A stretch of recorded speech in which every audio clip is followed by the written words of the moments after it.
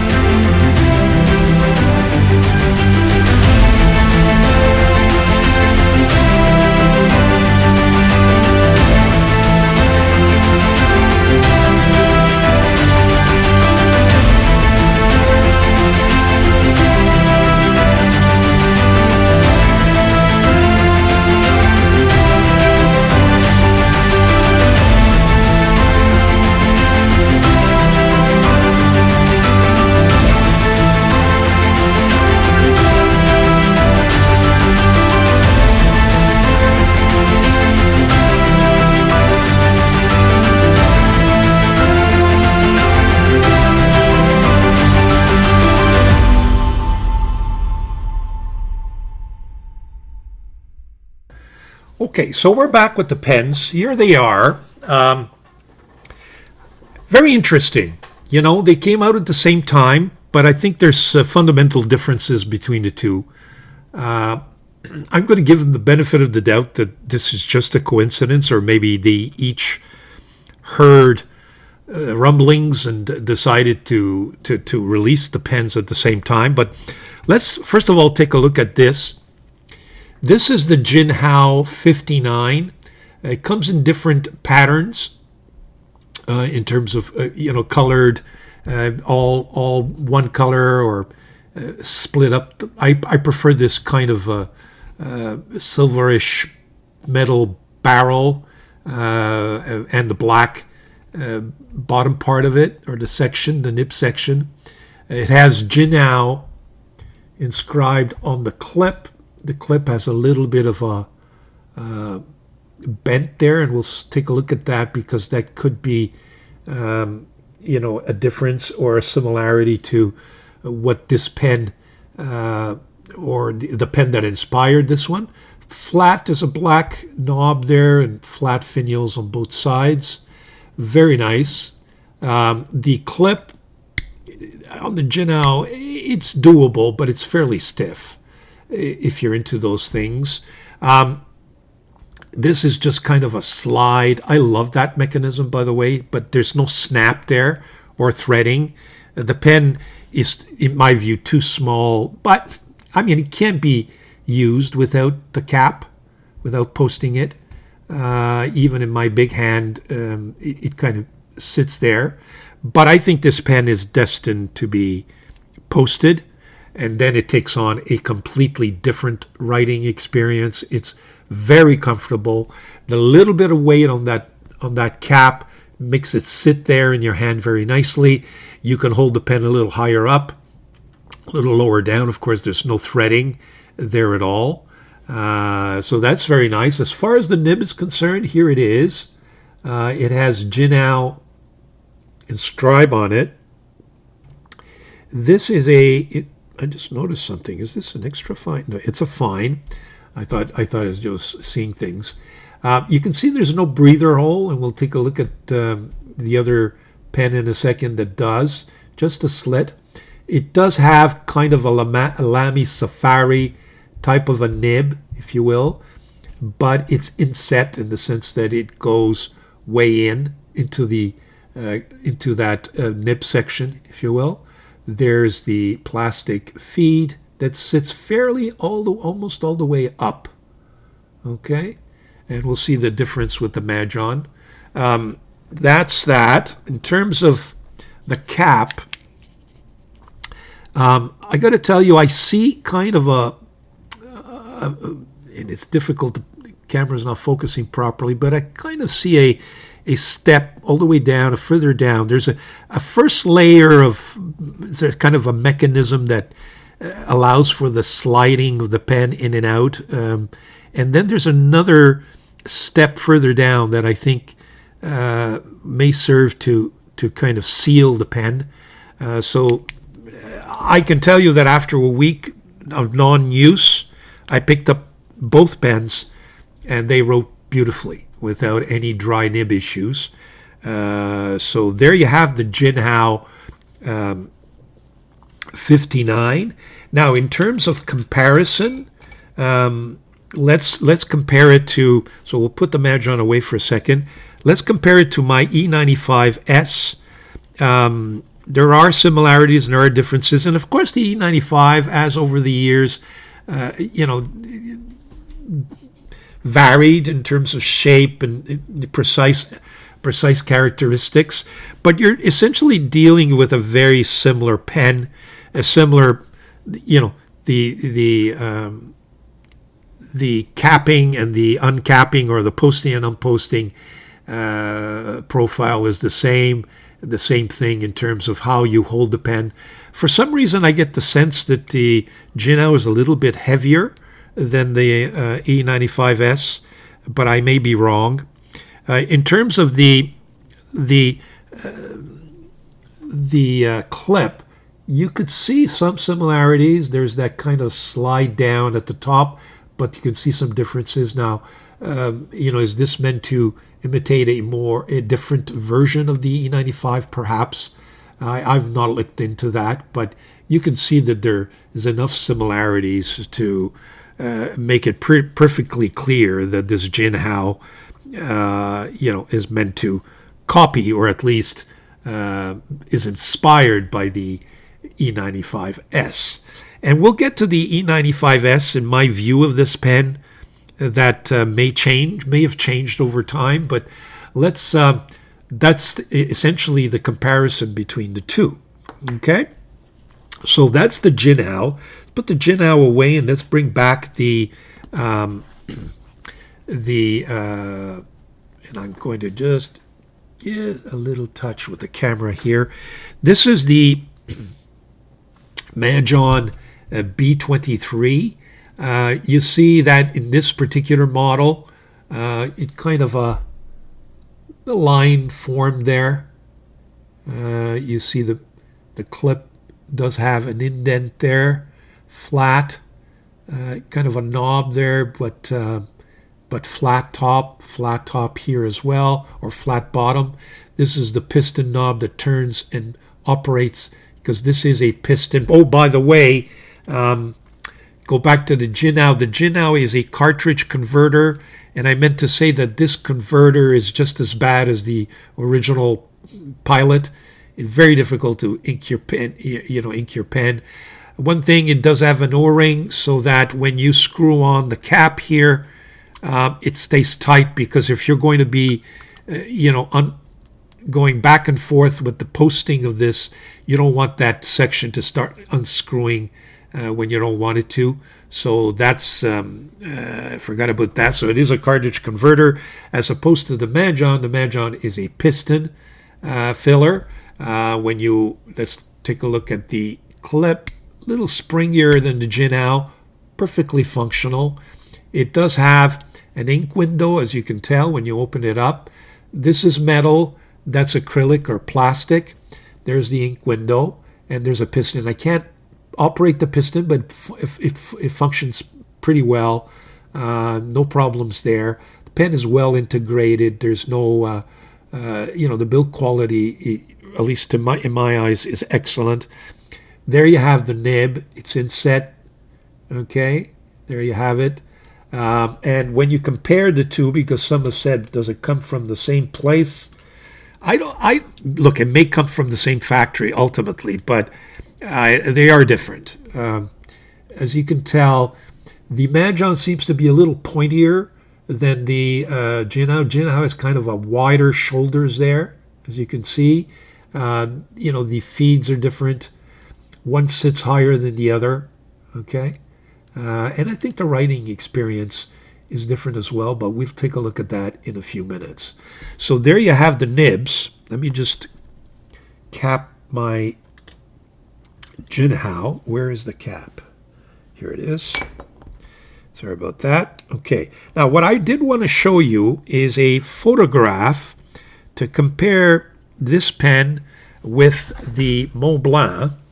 And I figure I put them side by side so that you could appreciate the differences or, in fact, the similarities. So you have the left side is a 1246 Montblanc being sold on eBay as we speak for US $320 or whatever best offer. It's supposed to be in excellent condition. As you could see that that one's in gold. But it's the same type of, this lined version, if you will. And you can see the ink window. This one's blue. The Montblanc is kind of a yellowish gold. You can see the nib with that V is very similar, and it's pointy.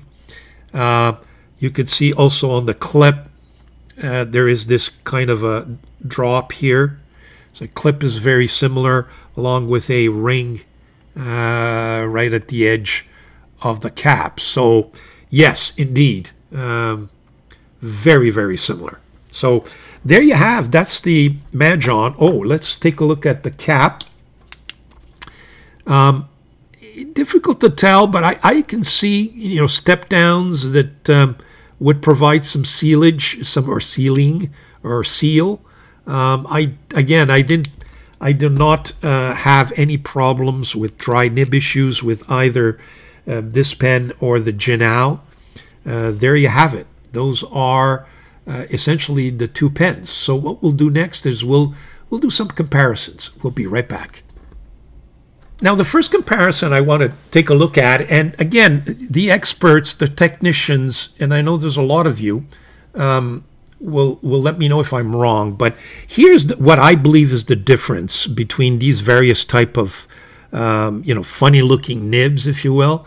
This is what is referred to, in my view, as an inset nib because the nib is set into the nib section.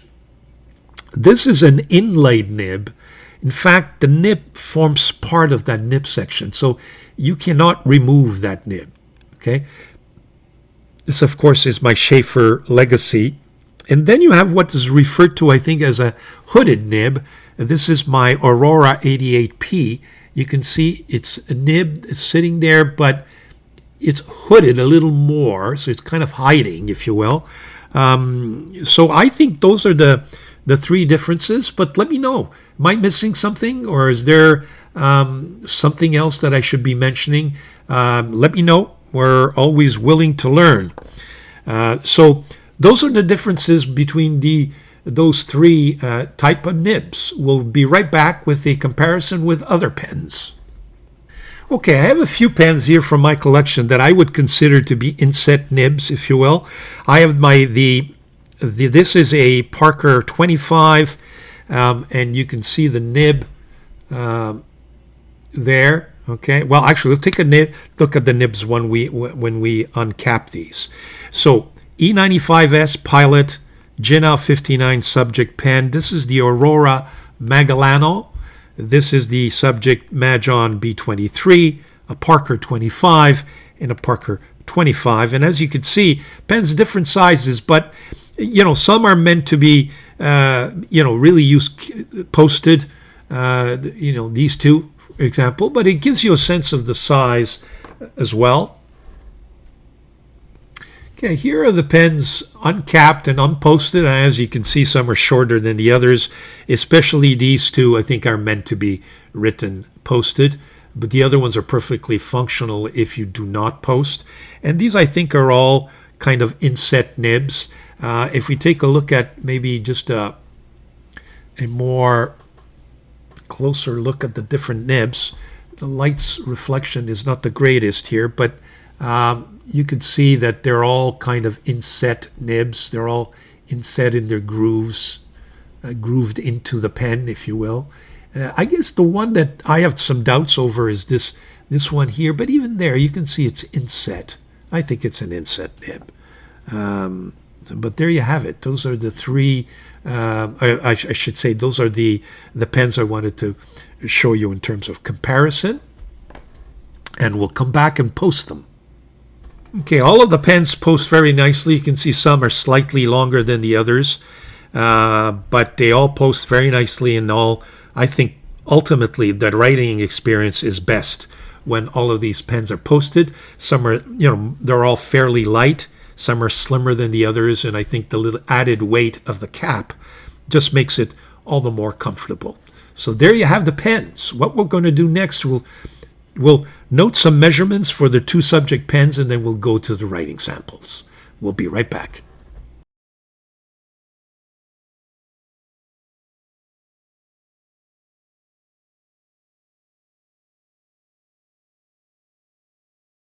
Okay, so we're back for the writing sample. First of all, the inks that I chose, well, it's one ink. It's Iro Shizuku Ama Iro, beautiful blue that I've inked both pens with. And you'll see that there's, even though it's the same ink, the ink will appear very differently on both of those writing experiences, but we'll take that one at a time. Now, I must say that I'm going to talk about the original E95S after the writing samples because I have a confession to make. And as they say, only fools don't change their minds. But we'll be right back with that in a second. First of all, let's do the Jinhao. This is a beautiful, beautiful pen, especially for the price. So this is the Jinhao. A little bit of a false start there, but just because this pen has been uncapped and capped, but trust me, there was no hard starts at all when it's properly capped. The 59, and this we'll put silver black because I may get other versions of this pen. I find it extremely comfortable and good to have. So the nib is the Inset Jinhao steel, and it's a fine nib. The ink is Iro Shizuku Ama Iro. Okay. Now, smoothness.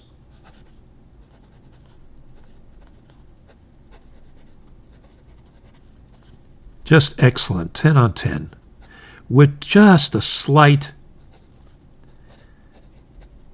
fine feedback. Okay, you can see it's a fine. Wetness.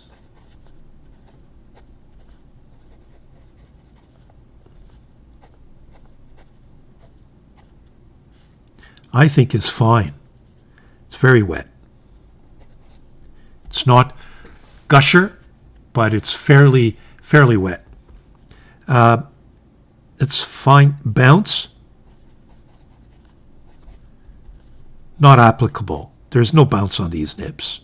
Okay, there's no line variation. I don't even want to push it because it's just not going to, no pressing. If I press, a little more ink, but not much more. Okay, so there is no there is no bounce in terms of flow. Very nice flow. There's no hard starts. Here's fast writing. I mean, in every direction, the nib works fairly well. It's not a grusher, but it certainly, there's no hard starts to speak of.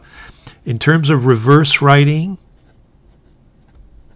a little scratchy. You get an extra fine out of it, but there is a little bit of it kind of gets into that paper, and it's a little bit of a scratchy feeling. Likes and dislikes.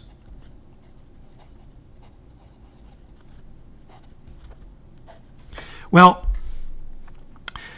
look, the first thing I think is probably a dislike and a like is the design. I like the design of this pen. Unfortunately, it's copied. But the fact remains, I like the design. Okay, the build quality is excellent.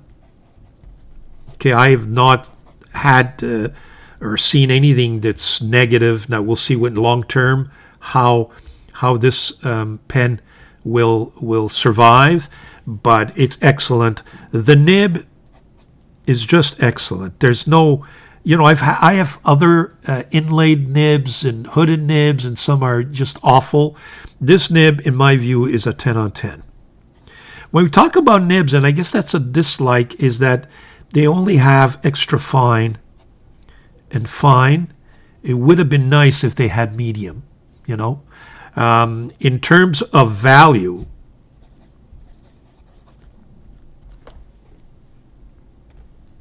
this pen I purchased at $17.58, and I guess, may vary from vendor to vendor, but essentially we're talking about, including shipping, less than $20. The value is just 10 on 10. And is this a go-to pen or an everyday carry? Absolutely. 10 on 10. It's a type of pen that you can use in any setting. Throw it in your bag, because some would say that this can even be considered a pocket pen. Once you slide it in, it becomes much smaller. It's light. I think it's fairly rugged. It's not fragile in any way. Or you could use it in an office setting, around a conference room table. Not a problem at all. So in terms of go-to 10 on 10, and that's essentially it. I have no other dislikes to speak of, frankly. So I would definitely recommend this pen.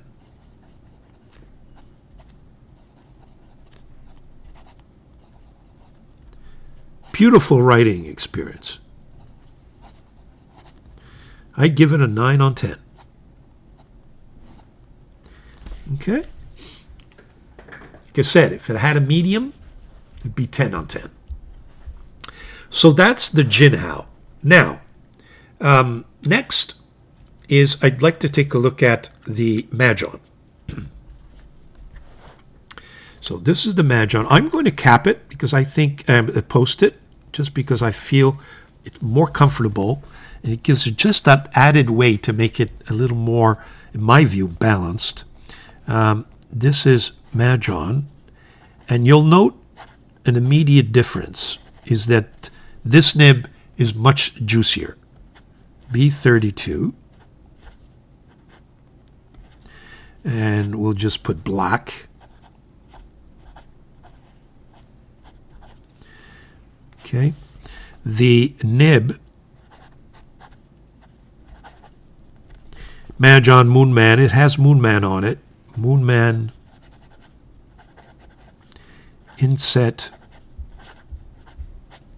steel, and it too is a fine. The ink is the Iro Shizuku Ama Iro. Now, smoothness.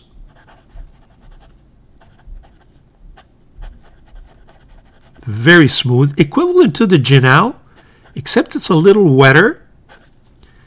So you have the sense that it's smoother. So when we talk about wetness,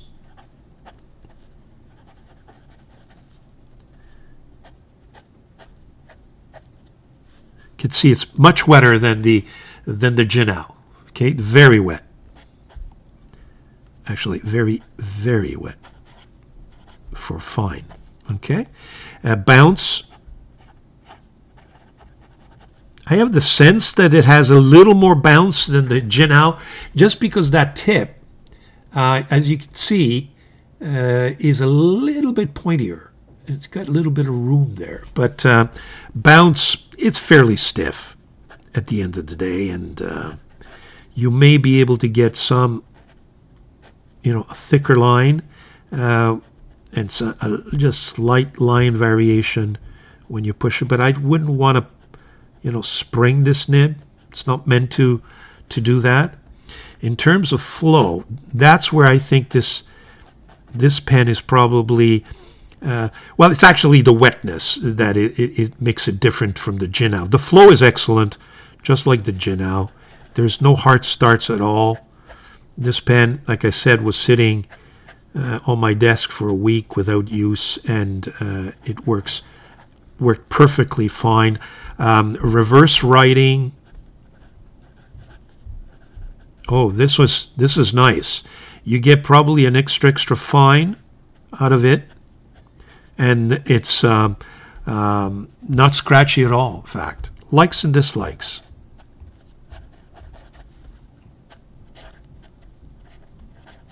Oh, which reminds me, another dislike of the Jinhao we should put here is the converter.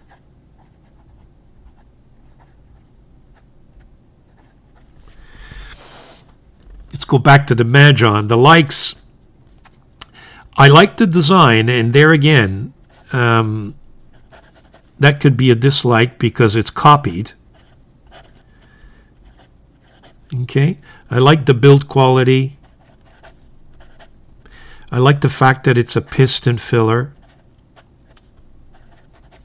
I like the nib. Nib is just excellent. I give it a 10 on 10. It's just the way I like a fine nib. In other words, I'm prone a fine nib that's a little wetter and a little bit thicker than normal fine. This is kind of a fine medium. Is it a go-to pen? Absolutely, 10 on 10. It's probably not the same pocket-sized, profile as the Jinhao, but it's a fairly light pen. It's rugged. It's made out of metal. That striped metal is really, really nice. It posts very comfortably. It's a nice pen. You could use it in all contexts, in my opinion. One of the is the value. I paid, $52.38. That includes shipping for this pen, which is $30 more than the Jinhao. This is where I think value, I give it 5 on 10. I think they're overpricing this pen.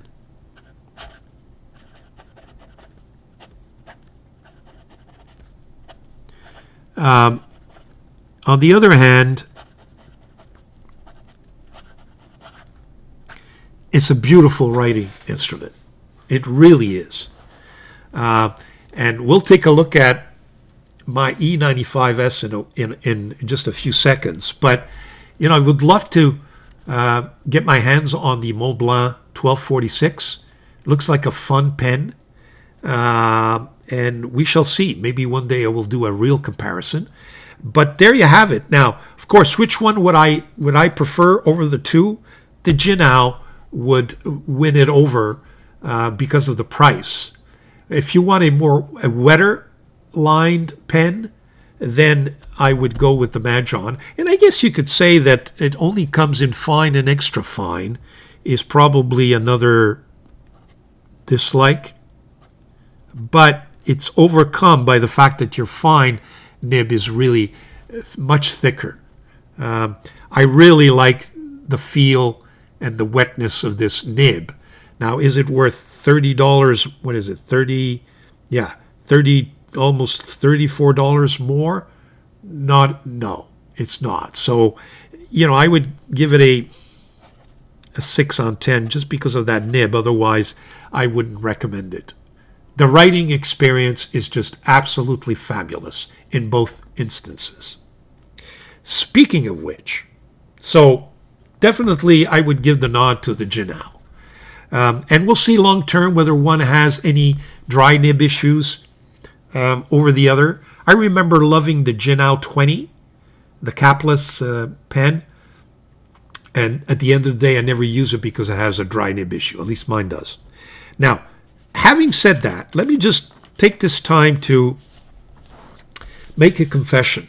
I've been stating in my comments that I think this pen is overrated. And the opinion I formulated, or that opinion, was formulated, I think, at a time when I was in my stub broad line time. In other words, I did not like fine. I still don't like extra fine, but I did not like fine or mediums. I would go for the big stub pen, stub nibs, broad all the time. And when I bought this, because it was it was being recommended by everyone, and at the time it was like $150, $160 Canadian, and I wrote with it, I said, my God, this is just completely overrated, because I didn't have that broad line, and this is a medium. But I have since evolved, and I hadn't used this pen really, truly, for some time, and then the viewers were wondering, Vincent, how can you say that this is an overrated pen? I've kind of changed my mind. I think this pen is a beautiful writer, and I had just not had the opportunity to really analyze the writing experience with this pen. At the present, when I appreciate fine nibs, and this is just an absolute winner. It's got the Hiroshizuku Yamabudo in here. Really nice. And it's got a 14 karat nib. And it's a medium. And you can actually see the tipping on the nib. See that? It's got a nice little knob there, which is really, really nice. So I think I underestimated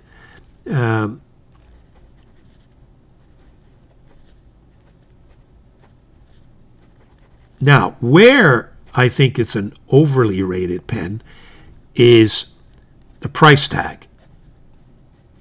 It's now no longer, a really affordable gold nib pen, because you're spending, there's a little bit of hard start I noticed there, but you're spending like 250 Canadian now to get this pen. And is that extra gold nib worth the difference between the Jinhao or that Majohn? Frankly, I've got to say no, folks. This is $250. I don't know if you understand, as versus 18. Now, if they ever come out with a medium, wow. That's what I like about this pen, but that's just the nibbage.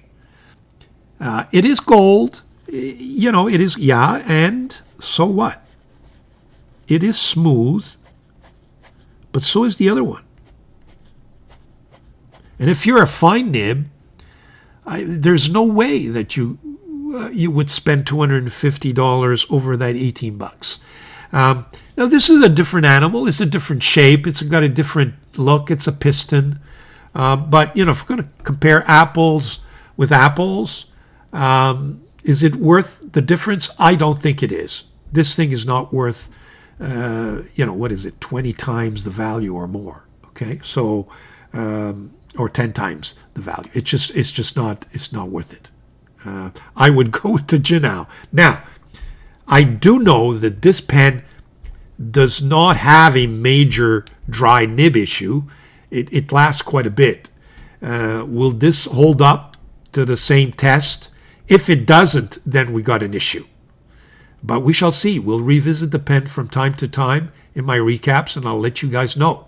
So there you have it. I thought I'd kind of correct my feelings about the Pilot E95S and justify and kind of compare it to the other. But there you have it. These wonderful pens added to my collection. I hope you're enjoying yours. And that's it for the Majohn B32 and the Jinhao 59, folks. Hope you enjoyed that. If you haven't subscribed, please do. And please enjoy your pens, your paper, and your ink. It's a beautiful summer at least when I'm videotaping this. And enjoy it. Enjoy it while you can. Ciao.